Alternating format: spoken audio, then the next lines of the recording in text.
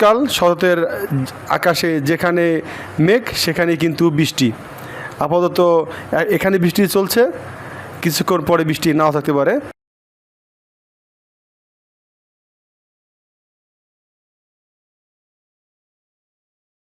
এটি হচ্ছে যশোর টু বেনাপোল যাওয়ার যে মহাসড়ক, সেটি দেখে বোঝার কোনো উপায় নাই, কারণ যেহেতু ছোট ছোট যানবাহনের আধিক্য এখানে বেশি রয়েছে। কিছুক্ষণ আগে কিন্তু এখানে বৃষ্টি হয়েছে, আপনি বুঝতে পারবেন না কারণ এখানে প্রচণ্ড রোদ। এটি হচ্ছে ঝিকরগাছা বাজার। ঝিকরগাছা বাজার থেকে আমরা সামনের দিকে যাচ্ছি বেনাপোলের দিকে। রাস্তা কিন্তু খুব সুন্দর, রাস্তার দুপাশে রয়েছে প্রাচীন অনেক বড় বড় বৃক্ষ। এটিকে হচ্ছে কড়ই গাছ বলেন, অনেকে বলে থাকেন। এই গাছ রাস্তাটিকে খুব সৌন্দর্য বর্ধিত করলেও রাস্তাকে কিন্তু করেছে খুবই বিপজ্জনক, কারণ যখন দুইটি গাড়ি একসঙ্গে যাওয়া আসা করে তখন কিন্তু যে কোনো অনাকাঙ্ক্ষিত দুর্ঘটনা ঘটলেও ঘটতে পারে।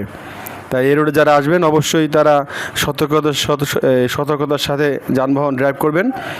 এবং নৈসর্গিক দৃশ্য বলা চলে, কারণ বাংলাদেশের অন্য অন্য জেলায় এই রকম দুই দিকে গাছ রয়েছে এমন দেখা যায় না।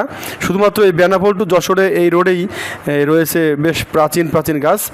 তো এই দেখতে দেখতে আমরা কিন্তু বেনাপোলের কাছে কাছে চলে এসেছি। এই রোডেই কিন্তু রয়েছে ফুলের রাজ্য খ্যাত গদখালি। এই গদখালিতে উৎপন্ন ফুল বাংলাদেশের সকল জেলাতেই সরবরাহ হয়। আমাদের জার্নি আপাতত বেনাপোল পর্যন্ত। বেনাপোলের যে গেট রয়েছে এর বেশি আমরা যাব না, কারণ সামনে হচ্ছে বর্ডার, এদিকে যাওয়ার অনুমতি নিতে হবে। তা আমরা এখান থেকে আবার ব্যাক করব। তো দেখা হচ্ছে পরবর্তী কোনো ভিডিওতে। সে পর্যন্ত ভালো থাকবেন। আল্লাহ হাফেজ।